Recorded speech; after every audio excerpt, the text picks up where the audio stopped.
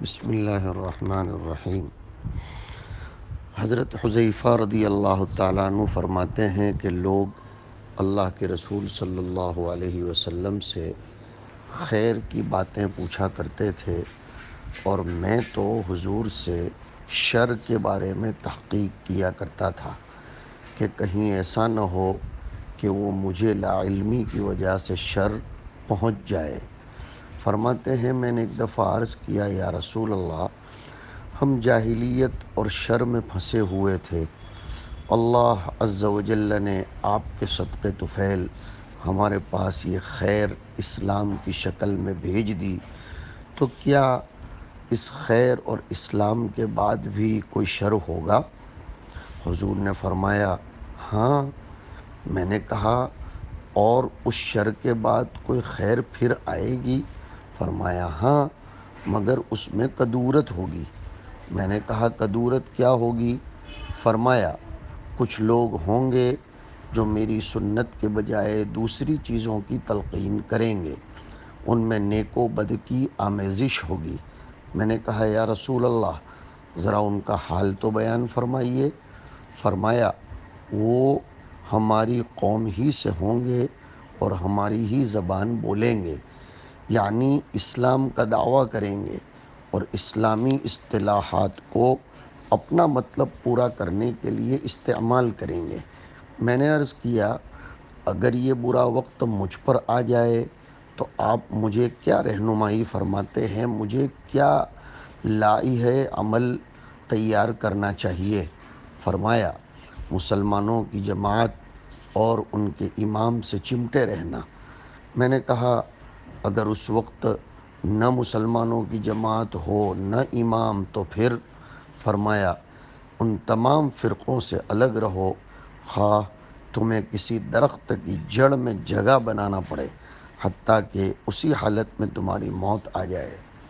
مسلم شریف کی روایت میں تو یہاں تک آتا ہے سامعین کہ میرے بعد کچھ مقتدا اور حکام ہوں گے جو نہ میری سیرت پر چلیں گے نہ میری سنت کو اپنائیں گے۔ ان میں کچھ ایسے لوگ کھڑے ہوں گے جن کے قلوب انسانی جسم میں شیاطین کے قلوب ہوں گے۔ حضرت حذیفہ فرماتے ہیں میں نے عرض کیا یا رسول اللہ، اگر یہ برا وقت مجھ پر آ جائے تو مجھے کیا کرنا چاہیے؟ فرمایا جائز امور میں اپنے ذمہ دار کی بات سننا اور اس کی فرما برداری کرنا، چاہے وہ تیری کمر پر کوڑے مارے اور تیرا مال لوٹ لے، پھر بھی تمہیں اس کی اطاعت و فرما برداری کرنی چاہیے۔ رواہ البخاری فی کتاب الفتن۔ معزز سامعین، یہ حدیث شریف موجودہ دور کے فتنوں اور مختلف قسم کی صورتحال کی پوری عکاسی کرتی ہے اور ہمارے لیے راہ عمل بھی تجویز کرتی ہے۔ اس کے راوی حضرت حذیفہ ہیں جو فرماتے ہیں کہ دیگر صحابہ تو حضور سے خیر کے بارے میں پوچھتے رہتے تھے اور میں شر و فتنے کے بارے میں پوچھتا تھا کہ کہیں فتنہ و شر مجھ پر قابو نہ پالے۔ صحابہ جو خیر کا اور حضرت حذیفہ جو شر کا سوال کرتے تھے کہ شر و خیر کیا تھے؟ بعض علماء نے فرمایا خیر سے مراد عبادت و اطاعت، دینی احکام و مسائل ہیں۔ عام صحابہ ان چیزوں کا سوال کرتے تھے تاکہ عبادت و اطاعت کر کے خدا کا قرب حاصل کریں اور مسائل و احکام پر عمل کر کے جنت کے مستحق بنیں، اور ادھر حضرت حذیفہ شر یعنی گناہ و نافرمانی کے بارے میں پوچھا کرتے تھے تاکہ ان گناہوں سے بچیں اور اللہ کی ناراضگی اور جہنم سے نجات پائیں۔ علماء نے فرمایا کہ خیر سے وسعت رزق اور خوشحالی بھی مراد ہے کہ صحابہ حضور سے استدعا کرتے کہ ان کو رزق میں وسعت مل جائے، کچھ خوشحالی نصیب ہو جائے تاکہ انہیں فراغت و اطمینان حاصل ہو اور اس کے ذریعے وہ صحیح طور پر عبادت و اطاعت کر کے دنیا کو حصول آخرت کا ذریعہ بنا لیں۔ اور ادھر حضرت حذیفہ اس کے بالمقابل حضور سے شر یعنی دنیاوی خوشحالی و وسعت رزق وغیرہ پر مرتب ہونے والے خطرناک اثرات کے بارے میں پوچھتے تھے کہ کہیں وہ فتنہ اور شر ان کو اپنی لپیٹ میں نہ لے لے اور وہ ان فتنوں کا شکار نہ ہو جائیں۔ حضرت حذیفہ فتنوں کے بارے میں کثرت سے سوال اس لیے کرتے تھے کہ وہ ان فتنوں سے ڈرتے تھے۔ اس سے معلوم ہوا کہ آدمی کو فتنوں سے حفاظت کا بہت اہتمام کرنا چاہیے۔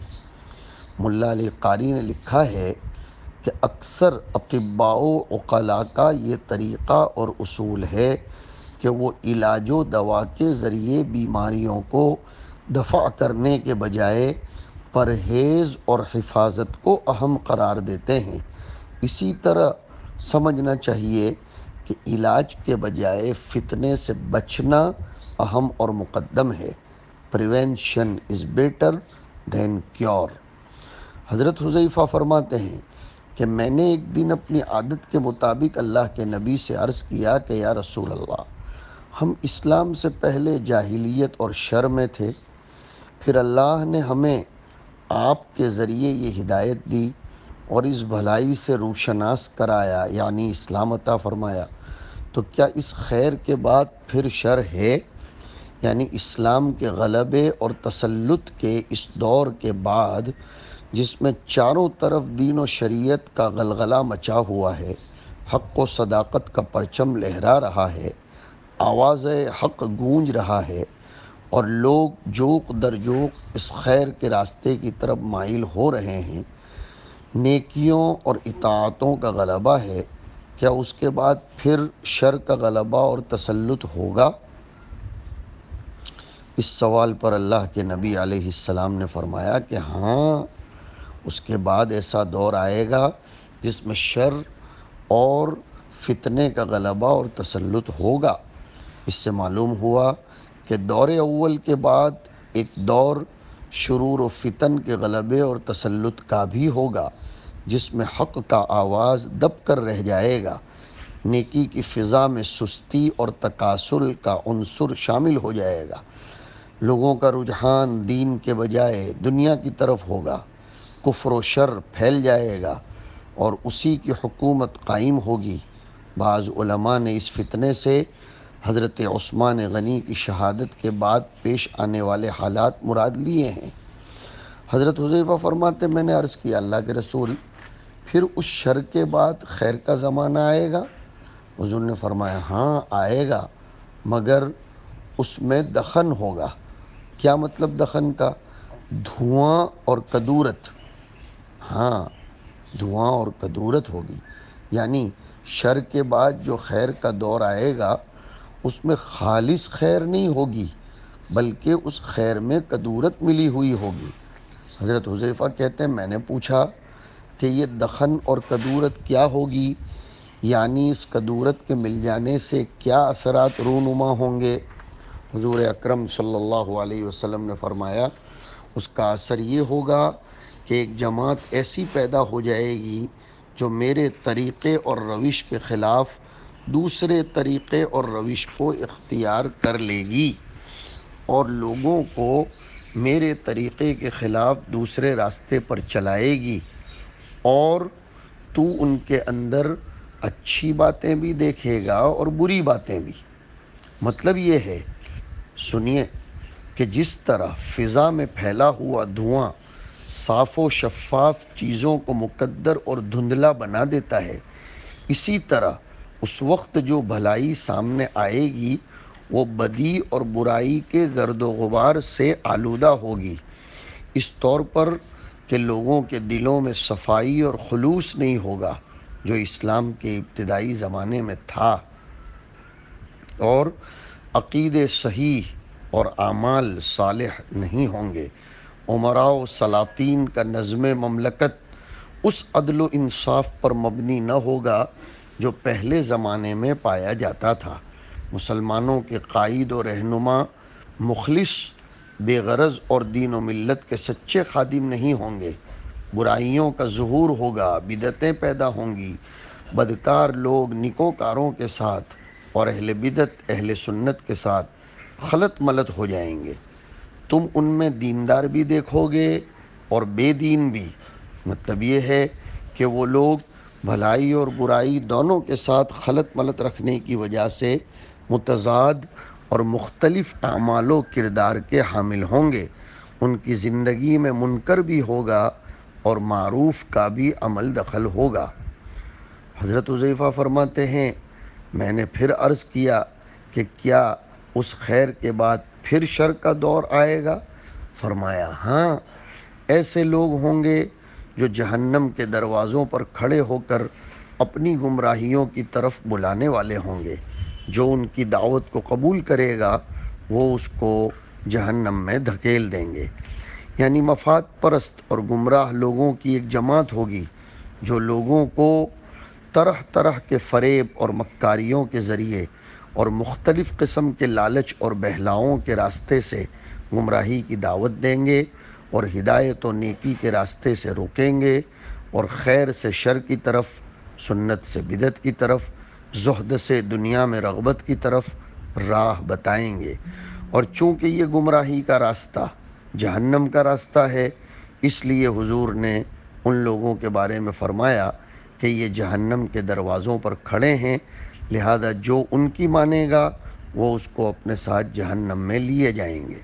سامعین، آج مختلف بدعات و خرافات کو مزین کر کے لوگوں کے سامنے پیش کرنے والے پیش کر رہے ہیں۔ کوئی اسلاف پر تنقید کی بدعت میں مبتلا ہے اور اس کا نام توحید خالص اور سنت خالصہ کی دعوت رکھا ہوا ہے، جبکہ اس کے پیچھے صرف اور صرف اسلاف سے امت کو کاٹنے کی سازش کار فرما ہے۔ کوئی اولیاء و اسلاف کی محبت کا دم بھر کر ان کے عشق و محبت کا نعرہ لگا کر شرک و کفر کی دعوت دے رہا ہے اور مزارات اولیاء کو شرک کا اڈا بنایا ہوا ہے اور اس کا نام مسلک اہل سنت رکھا ہوا ہے اور اپنے کو سنی مسلمان اور دوسرے سب کو غیر سنی بتا کر گمراہی پھیلا رہا ہے۔ ایک طرف تجدد پسند طبقہ اپنی بے بصیرتی اور لا علمی اور جہالت کے باوجود مجتہد بنا ہوا ہے اور اپنی عقل نارسا اور کج فکری سے دین میں رائے دینے کی جرأت کر رہا ہے اور دین کو اہل دین کے بجائے اپنے جیسے دنیا دار اور جاہل لوگوں سے سیکھنے کی دعوت دے رہا ہے اور علماء دین کا مذاق اڑانا، اسلاف کے کارناموں کی تحقیر و تنقید کرنا، ان کی تشریحات و تفہیمات سے امت کا اعتماد اٹھانا اس طبقے کا محبوب مشغلہ ہے اور اس طرح من مانی چیزوں کو دین اور اصلی دین کو بے دینی کہہ کر لوگوں کو گمراہ کرنے میں لگا ہوا ہے۔ ایک طرف قادیانیت اور شکیلیت سر اٹھا رہی ہے اور اپنے من گھڑت مذہب کو دین اسلام کہہ کر لوگوں کو گمراہ کر رہی ہے، ختم نبوت کی غلط تشریح و تفہیم کر کے لوگوں کو بے دین بنا اور بتا رہی ہے۔ اور یہی نہیں بلکہ اس طرح نہ معلوم کتنے فتنے ہیں جو جہنم کے دروازوں پر اپنے داعیوں کو کھڑا کر کے لوگوں کے لیے دین کی اصلی راہ کو بند کر رہے ہیں اور گمراہیوں اور بے دینیوں کا راستہ ہموار کر رہے ہیں۔ اللہ پاک ہماری حفاظت فرمائے۔ اس حدیث کا اور حصہ آئندہ کل کی نشست میں ہم ذکر کریں گے۔